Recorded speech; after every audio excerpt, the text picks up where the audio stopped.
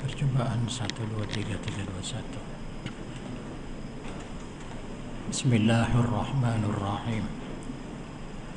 Assalamualaikum warahmatullahi wabarakatuh. Alhamdulillah. Alhamdulillahil qail. A'udzu billahi samii'il 'aliim minasyaitonir rajim. Wa idh qulna lil malaikati isjudu li adama fasajadu illa iblis aba wastakbar wa kana minal kafirin. Asyhadu an la ilaha illallah wahdahu la syarika lah wa asyhadu anna Muhammadan abduhu wa rasuluh. Allahumma salli wa sallim wa barik ala hadzal nabiyil karim wa ala alihi wa ashabihi wa man tabi'ahu wa nasarahu ila yaumiddin. Rabbi syrah li sadri wa yassir li amri wahlul 'uqdatam min lisani yafqahu qawli, amma ba'd. Yang dihormati lagi dikasihi saudara pengurusi, Tuan Imam, saudara yang menganjurkan pengajian kita pada malam yang berbahagia ini, ahli-ahli jawatan kuasa, seterusnya muslimin, muslimat, hadirin, hadirat, tuan-tuan dan puan-puan, para jemaah, anak-anak yang dikasihi sekalian. Syukur alhamdulillah kita masih lagi berada di permukaan bumi Allah. Mudah-mudahan kehidupan kita sentiasa dirahmati, diberkati dan diredai oleh Allah.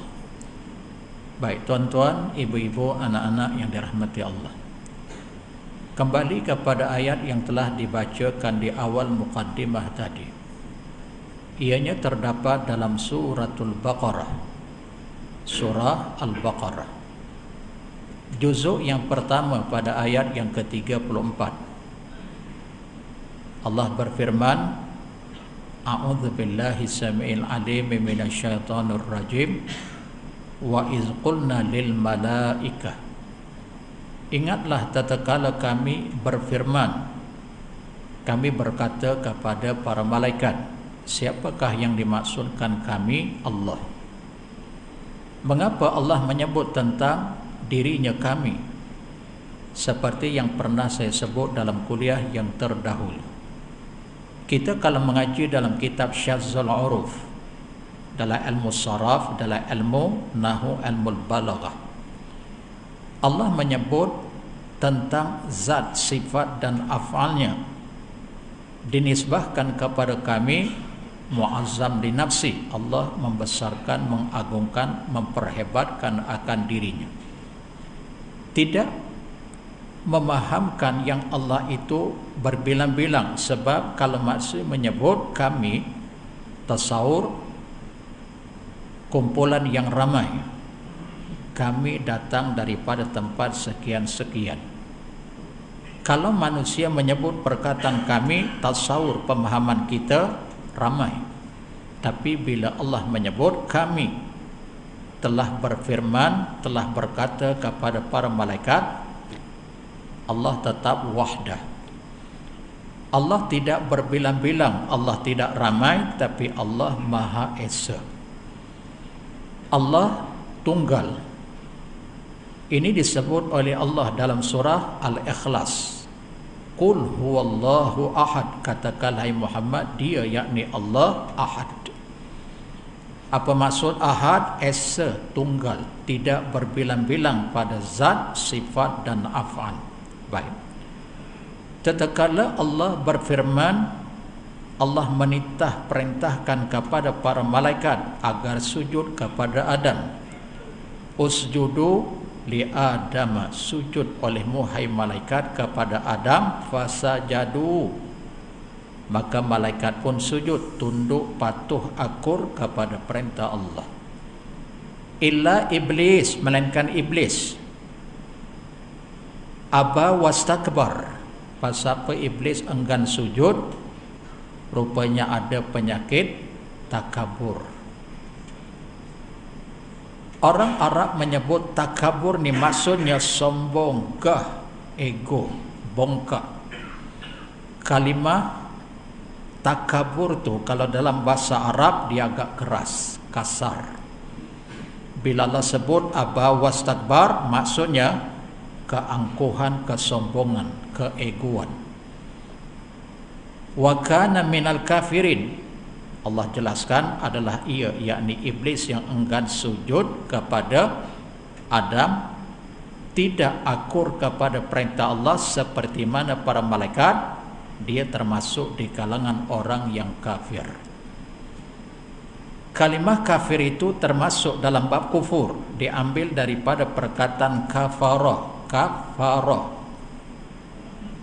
kufur ni maksudnya keperbagaian. Kufur dari sudut i'tiqad, kufur dari sudut nikmat. Tidak akur kepada perintah Allah, tidak bersyukur kepada nikmat kurniaan pemberian Allah, kufur. Tetapi perintah yang seumpama ini, wa kana minal kafirin, bukan kufur nikmat, tapi kufur dari sudut i'tiqad, dari sudut keyakinan. Kita ni bila ada satu keyakinan dalam diri, fi nafsi fil batin, dalam diri kita ni bila ada satu keyakinan, kita mudah mengerjakan perintah Allah, walaupun pada zahirnya perintah itu agak sukar, agak berat nak dilakukan. Seperti puasa dalam bulan Ramadan 29 atau 30 hari setiap hari. Hari pertama, hari kedua, hari ketiga cukup 29 atau 30 hari, bermula daripada waktu fajar. Dia perlu imsak waktu azan subuh, Allahu Akbar, Allahu Akbar, berhenti makan dan minum. Sampai bila dia boleh iftar, boleh berbuka sampai terbenam matahari, walaupun agak sukar pada zahirnya, tapi dia mudah mengerjakan, melakukan, sebab ada satu keyakinan dalaman. Nah, bila tidak ada keyakinan bentuk dalaman, dia kufur dari sudut akidah, dari sudut pemahaman, dari sudut keyakinan. Dia kufur kepada Allah, dia enggan mematuhi perintah Allah. Baik, tuan-tuan, ibu-ibu, anak-anak yang dikasihi sekalian, bila membicarakan takabur, mutakabir, salah satu di antara sifat mazmumah, kita barangkali sedia maklum. Sifat takabur, membanggakan diri, menyombongkan diri kah, dan seumpama dengan itu, salah satu di antara sifat mazmumah yang dicela oleh hukum syarak. Apa maksud takabur? Bila saya belik dalam satu kitab ni kitab berbahasa Arab, tapi tak apa, saya boleh terjemahkan, yang bertajuk Al-Mustakhlisu fi Tazkiyatil Anfus, yang disusun oleh Al-Fadil Said Hawa rahimallahu ta'ala, ya, pembersihan penyucian jiwa. Itu secara lebih kurang makna umum terjemahan daripada kitab tersebut. Said Hawa rahimallahu ta'ala menyebut Al-kibru huwa ibnul ujub. Al-kibru, ya, takabur itu adalah anak adik-beradik kepada ujub, ibnul ujub, anak kandung kepada ujub. Oh, takabur itu anak kandung. Bila sebut tentang takabur, dua dalam satu, pasti ada sifat ujub terlebih dahulu. Apa maksud ujub bahasa Arab? Mengherankan diri. Kan dalam hadis, walaupun martabat hadis ini dhaif, kita boleh merujuk dalam kitab Al-Jami'us Shaghir karangan Al-Imam As-Suyuti, beliau wafat tahun 911 Hijrah. Dalam hadis tu Nabi sebut thalathun muhlikat, ada 3 perkara yang boleh membinasakan seseorang. Yang pertama, kata dia, wahawa muttaba', hawa nafsu yang dituruti. Hawa nafsu yang dituruti, kalau kita mengikut hawa nafsu yang dibenarkan oleh hukum syarak, maka hukumnya harus. Tapi hawa nafsu yang tak dibenarkan oleh hukum syarak, tapi kita ikut, yang hukumnya haram, ditegah, dilarang, boleh mengakibatkan kebinasaan dirinya dunia dan akhirat kalau dia tidak menghentikan perbuatan tersebut.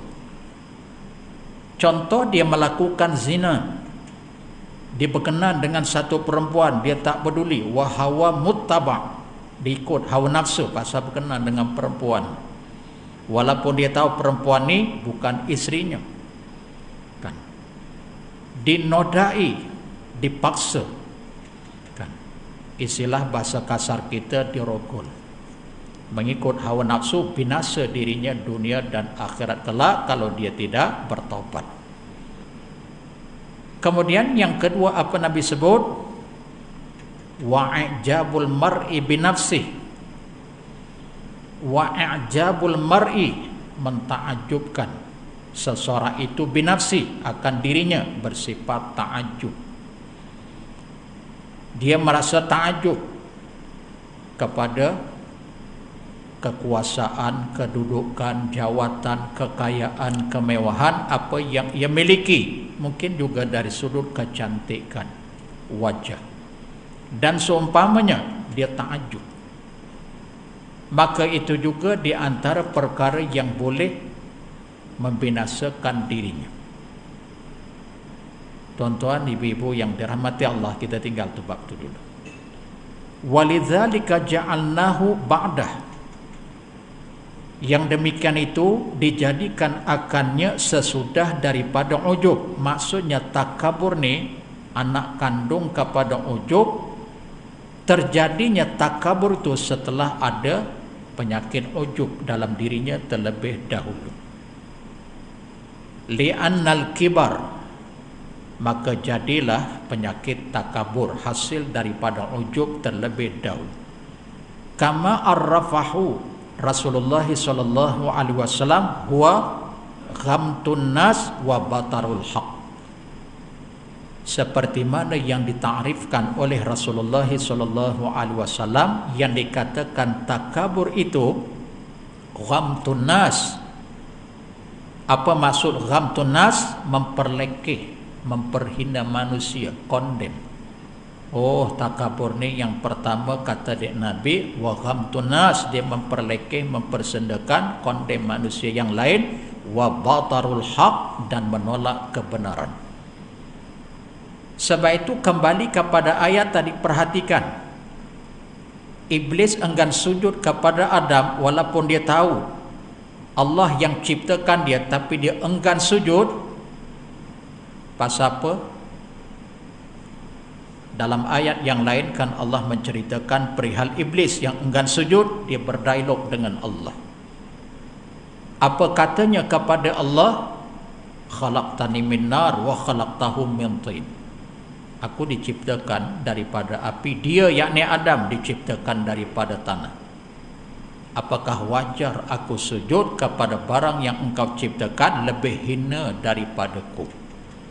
Dia yang menghina, dia yang memperlekeh, dia yang kata, bukan Allah. Pasal apa dia enggan sujud? Wa ghamtun nas, memperlekeh, dia rasa dia lebih hebat. Aku diciptakan, hai Allah, daripada api, engkau yang ciptakan, betul? Tapi apa kaitannya dia enggan tunduk? Siapakah punya hak menghina atau memuliakan? Bukan hak makhluk, tapi hak Allah. Perhatikan dalam zikir, wa tu'izzu man tasya wa tudhillu man tasya. Dia yakni Allah yang memuliakan, dia yakni Allah yang menghinakan sesiapa yang ia kehendaki. Memuliakan secara mutlak, demikian juga menghinakan secara mutlak Allah, bukan makhluk. Iblis, malaikat, manusia itu makhluk, tidak ada kuasa mutlak untuk memuliakan secara mutlak, untuk menghinakan, melainkan Allah yang perintah kita memuliakan, atau Nabi yang memerintah kita memuliakan seseorang, ya. Contoh, Allah dan juga Nabi. Allah perintah kepada Nabi agar memuliakan manusia dengan perkataan Assalamualaikum. Bila bertemu, bila berjumpa, seagama, seakidah, walaupun kamu tidak mengenali siapa dia, tapi seagama dan seakidah. Dalam hadis riwayat Imam Al-Bukhari dan Muslim, bersumberkan daripada Abdullah bin Amr radhiyallahu an, seorang sahabat tanya ke Nabi, ya Rasulullah, ayul Islam bi khair? Wahai Rasulullah, dalam ajaran Islam itu semuanya baik, indah, cantik. Dalam banyak-banyak yang terindah, yang baik, yang cantik itu, apakah dia? Ayul Islam bi khair? Apa Nabi jawab? Faqal tut'imut ta'am, kamu menjamu makan. Yang kedua, wa taqra'us salam ala man arafta wa man lam ta'rif, kamu memberi salam kepada orang yang kamu kenal maupun orang yang kamu tak kenal. Maksudnya seagama dan seakidah. Sebab itu bila kita beri salam kepada seseorang yang afdal, ada kalimah alif lam. Boleh tak kalau kita buang alif lam? Boleh. Assalamualaikum, mana ada alif lam, mana ada sabdu, tetapi tidak afdal. Yang afdal assalam, kerana alif lam itu kalau kita kaji dalam kitab Syarah Muslim Qadhi Iyad, beliau wafat pada tahun 544 Hijrah. Kalimah alif lam pada kalimah Assalamualaikum itu alif lam at-ta'zim, memuliakan. Bermaksud kita nak membicarakan, kita nak fokus tadi yang memuliakan secara mutlak Allah kepada makhluknya. Lalu bagaimana kita boleh memuliakan, kita boleh menghormati? Sebab Allah yang perintah, Nabi yang memerintah, maka dibenarkan. Tapi tentang penghinaan juga mutlak Allah yang boleh menghina kepada makhluk ciptaannya, kita tidak berhak sedemikian. Sebab itu dalam hadis riwayat Imam Muslim, apa Nabi sebut? Sibabul muslim fusuq wa qitalu kufrun. Mencaci maki, mencerca seorang muslim fasik, membunuh kufur.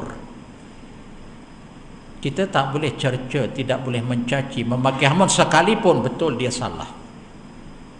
Kerana seolah-olah mencerca, mencaci maki itu hak Allah secara mutlak. Betul dia salah, dia silap. Tapi kita sebagai hamba Allah bukan mencerca, bukan menghina, bukan menjatuhkan air muka dia, mengaibkan dia, tapi menegur, memberi nasihat, tunjuk ajar yang baik. Sebab itu dalam hadis yang lain Nabi sebut, riwayat Al-Bukhari dan Muslim, ad-dinu an-nasihah. Ad-dinu ada alif lam ma'rifah. Bila ada alif lam ma'rifah ni maksudnya sesuatu khususiyah. Agama itu an-nasihah juga ada alif lam. Alif lam ma'rifah. Agama itu adalah nasihat. Agama itu nasihat. Orang buat salah, dia tak solat, dia tak menutup aurat, dia melakukan kejahatan, minum arak. Kita bukan cerca dia, bukan kita hina dia, bukan kita maki hamun dia. Betul lah, betul. Dalam hati kecil, ya Allah, orang ni tak sembahyang, orang ni melakukan zina, orang ni merompak, orang ni mencuri, orang ni mengumpat, memfitnah. Semua perbuatan itu ditegah, diharamkan, dilarang, mengakibatkan kepada kemurkaan Allah, betul. Tapi hak kamu bukan mencerca dia. Selama mana di Islam kamu tidak boleh mencerca dia.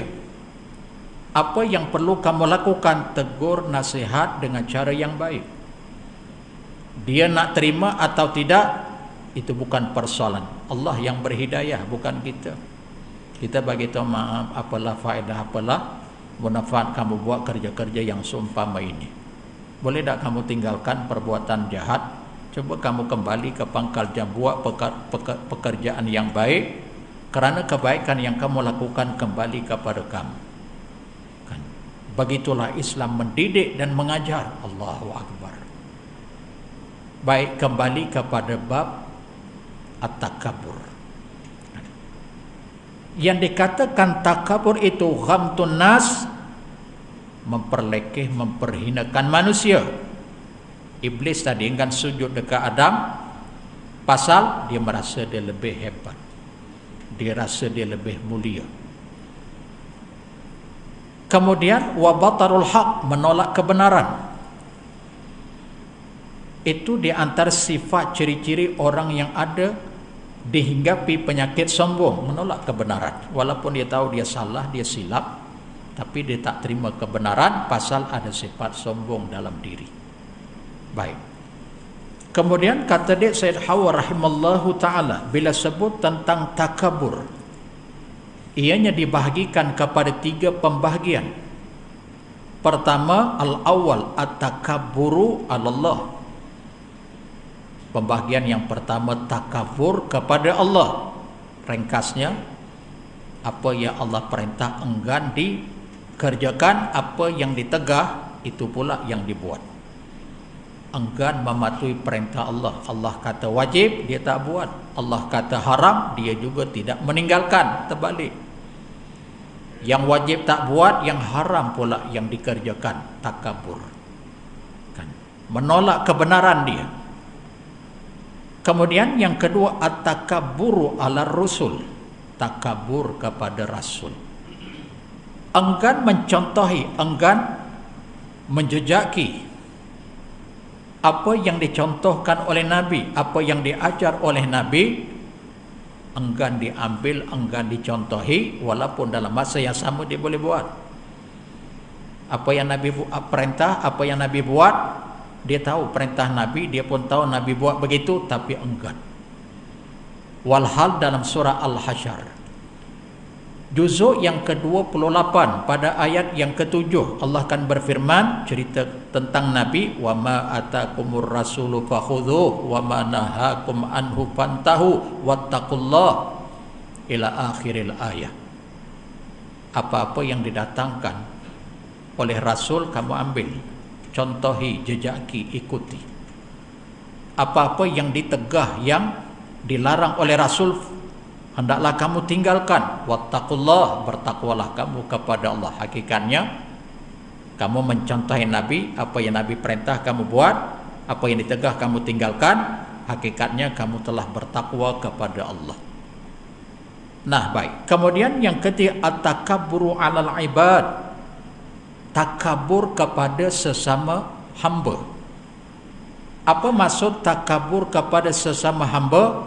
Allah beri sedikit kelebihan kepada si fulan, kekurangan pada si fulan, nah dia angkuh kepada orang yang kurang daripada dia. Dia kaya, kawan ini miskin. Dia cantik, kawan tu kurang menarik.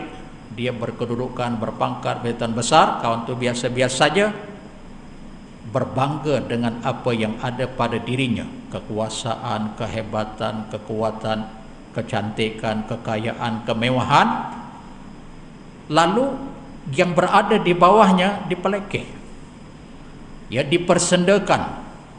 Kamu ni jadi miskin, jadi susah pasal pemalas. Tahu tak pemalas? Cuba jadi macam aku, pasal aku ni rajin. Sebab aku rajin, sebab itulah aku kaya, sebab itulah aku berpangkat, berkedudukan, berjawatan besar, berpengaruh. Pasal apa? Pasal aku rajin. Kamu tu pasal pemalas. Tengok dia pelekeh, berbangga. Walhal apa yang ada pada dirinya dilupa. Dia sekadar pemegang amanah. Betul, kamu kaya, berkedudukan, berjawatan besar, berpengaruh. Betul, dengan usaha dan ikhtiar. Tapi kamu jangan lupa, dengan izin Allah berlaku. Dan hakikatnya hanya sementara. Apa yang kamu miliki, apa yang ada pada diri kamu hanya sementara. Kamu hakikatnya sebagai pemegang amanah, tidak bersifat mutlak. Baik, kita tinggal dulu bab. Kemudian kita lihat dalam kitab yang lain. Kita nak membicarakan bab takabur, nanti masa kita tak sempat. Ya, kitab yang kedua, Al-Bayan wa Ta'rif fi Asbabi Wurud Al-Hadis Syarif. Ya, kitab ni membicarakan bab hadis. Kita nak membicarakan yang berkaitan dengan at-takabbur. Kitab ni disusun oleh Asy-Syarif Ibrahim bin Muhammad bin Kamaluddin Asy-Syahir bi Ibni Hamzah Al-Husaini Al-Hanafi Ad-Damsyiki. Ya, baik, kita lihat hadis yang berkaitan dengan at-takabbur. Baik. Akhrajahu Muslim wa Tirmizi an Abdullah bin Mas'ud radhiyallahu an. Telah mengeluarkan Imam Muslim, Imam At-Tirmizi daripada Abdullah bin Mas'ud. Artinya hadis ni bersumberkan daripada Abdullah bin Mas'ud, riwayat Imam Muslim. Ya, demikian juga Imam At-Tirmizi meriwayatkan. Kemudian Imam At-Tabrani fil Kabir meriwayatkan juga hadis yang sama dalam kitab Al-Kabir karangan Imam At-Tabrani, tetapi bersumberkan daripada sahabat Nabi yang namanya An Abi Umamah Al-Bahili radhiyallahu anhu. Nah, demikian juga Imam Al-Hakim meriwayatkan daripada Ibnu Umar radhiyallahu anhu. Artinya beberapa orang sahabat Nabi yang berlainan dan juga beberapa ulama ahlul hadis yang berlainan meriwayatkan hadis yang sama. Apa hadisnya? Nabi pernah menyebut, innallaha jamilun yuhibbul jamal. Sesungguhnya Allah tu cantik, Allah tu indah, menyukai keindahan, kecantikan. Apa kaitan dengan sombong? Nanti dulu. Bila Nabi sebut Allah tu indah, cantik dan menyukai sesuatu yang indah, sesuatu yang cantik, sababuhu, penyebab Nabi sebut begitu, kama fi Muslim an Ibni Abbas Ibni Mas'ud radhiyallahu an. Ibni Mas'ud radhiyallahu an anin Nabi sallallahu alaihi wasallam qala la yadkhulul jannata man kana fi qalbihi mithqala zarratin min kibri. Oh, rupanya Nabi pernah sebut begini dalam hadis, tidak masuk syurga barang siapa yang ada penyakit sebesar biji sawi dalam hatinya, takabur. Sesungguhnya Allah tu indah, cantik, menyukai sesuatu yang indah dan cantik.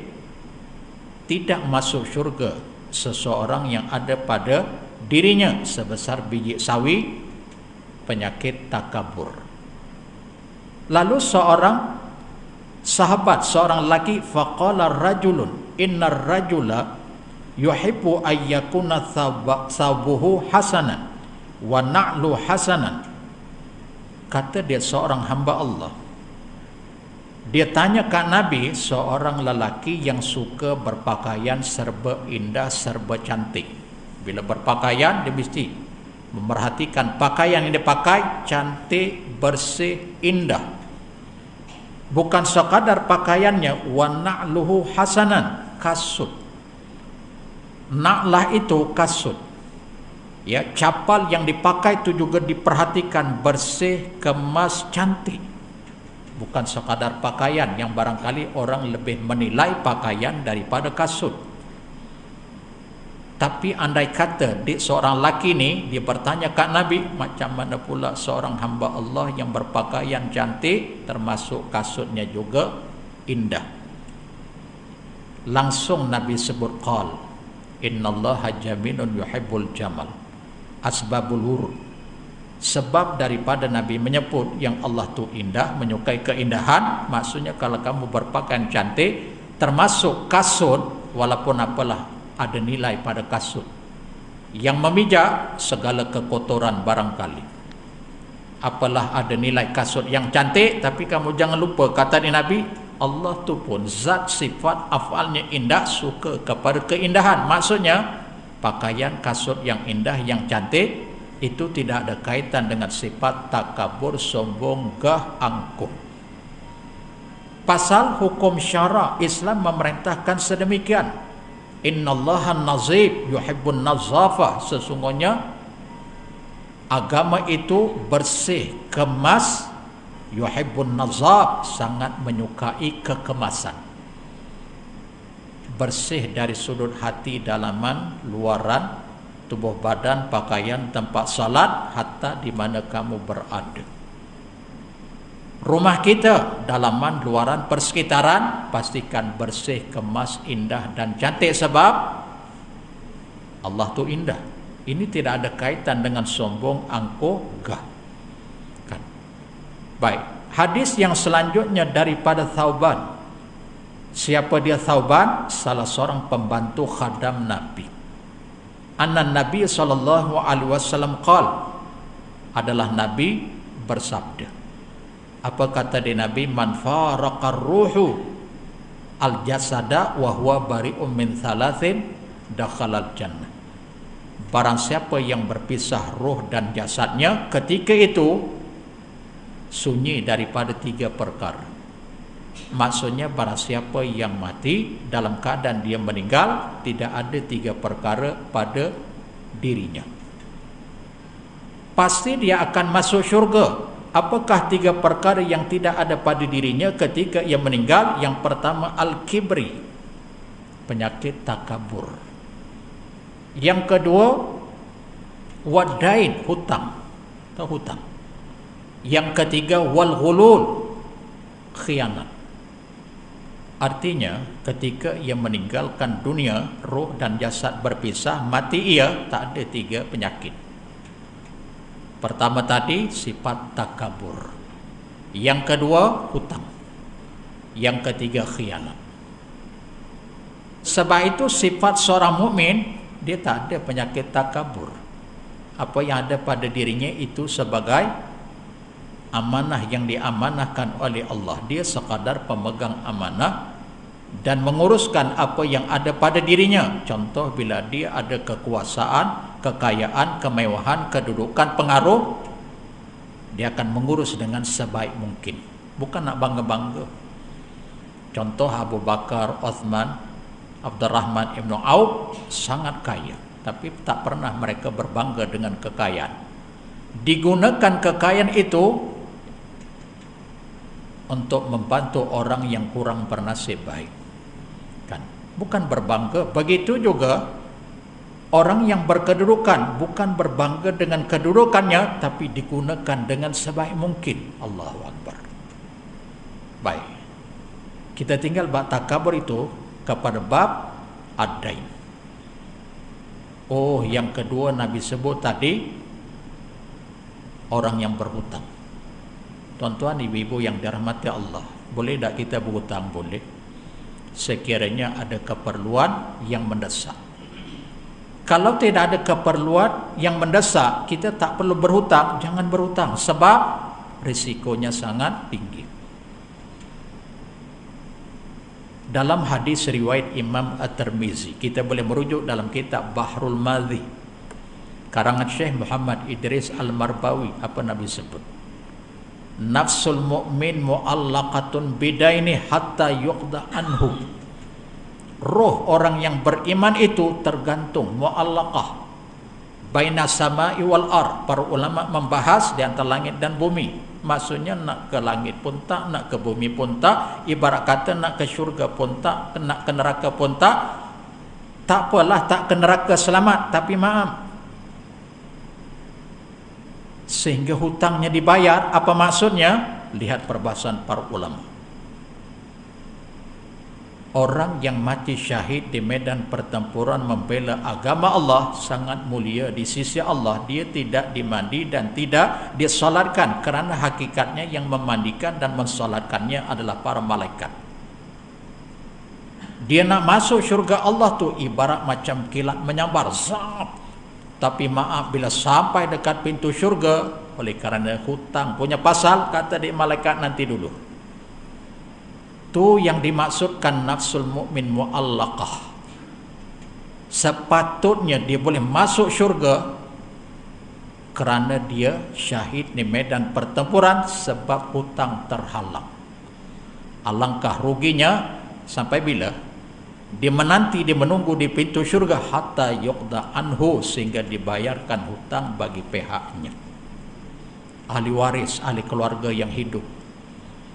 Sebab itu kan menjadi kebiasaan kita, bila meninggal mak kita ke ayah kita, sesiapa saja di kalangan ahli keluarga, lepas salat jenazah kita pun berucap Assalamualaikum. Tuan-tuan, ibu-ibu yang dirahmati Allah sekalian, yang meninggal ni adalah ayah, adalah mak, adalah adik-beradik saya. Kalau sekiranya dia ada berhutang dengan tuan-tuan ibu-ibu, nak menuntut hutang, tuntut kat saya. Atau tuan-tuan halalkan saja dunia akhirat. Mungkin ada yang berkenan tadi, sikit-sikit bolehlah halal dunia. Kalau puluh-puluh ribu, minta maaf. Setakat 102 dalam hati, kita kena berucap dua. Kalau nak menuntut hutang, tuntut kat saya, atau dihalalkan. Sebab apa? Kesan kepada si mayat tersebut. Tadi saya dah sebut, nak masuk syurga terhenti. Hadis itu riwayat Imam At-Tirmizi. Nah, kemudian yang ketiga tadi, orang yang khianat. Sebahagian ulama lughawiyah menyebut perkataan hulul, berdusta, berpanjangan, berkekalan, berterusan. Sebahagian ulama lughawiyah menyebut pendusta yang bersangatan, itu hulul, juga tak akan masuk syurga. Kaitan pendusta yang berkekalan, yang berterusan, wah, salah satu di antara sifat munafik. Ini perbahasan ulama loghah. Ada yang menterjemah hulul tadi pendusta. Apa maksud pendusta ni? Dia bukan tak benar, tapi bohong lebih banyak daripada benar. Kalau 10 patah perkataan, yang benar 2, yang bohong 8, maka ini juga termasuk dalam bab al-hulul. Mati dalam keadaan demikian tak masuk syurga. Atau sebagian ulama loghah menterjemahkan khianat. Khianat ni lawan kepada sifat al-amanah. Al-amanah, jujur, seorang yang baik. Contoh Nabi ketika berusia 35 tahun digelar al-amanah. Apa maksud al-amanah? Jujur, bijak, benar tutur kata, kelakuan. Al-amanah ni dia rangkuman, cakap benar, jujur, baik dari sudut kepribadian akhlak. Rupanya bila dia bawa Islam satu ajaran yang bertentangan dengan ajaran datuk nenek moyang mereka yang terdahulu, dah didustakan, dituduh Nabi ni tukang sihir, gila. Ada dalam Quran disebut majnun, sahirun kadzab, dia seorang tukang sihir, lagi pendusta. Hai, tuan-tuan ibu-ibu yang dirahmati Allah, kita berhenti sekadar ini. InsyaAllah kita sambung kuliah kita di masa yang akan datang. Ya, mudah-mudahan sedikit sebanyak yang kita sampaikan menambahkan ilmu, keimanan dan ketakwaan. Apa yang baik kita amalkan, yang tidak baik kita istighfar, memohon keampunan kepada-Nya. Aqul qawli hadza wa astaghfirullah wa billahi taufiq wal hidayah. Assalamualaikum warahmatullahi wabarakatuh.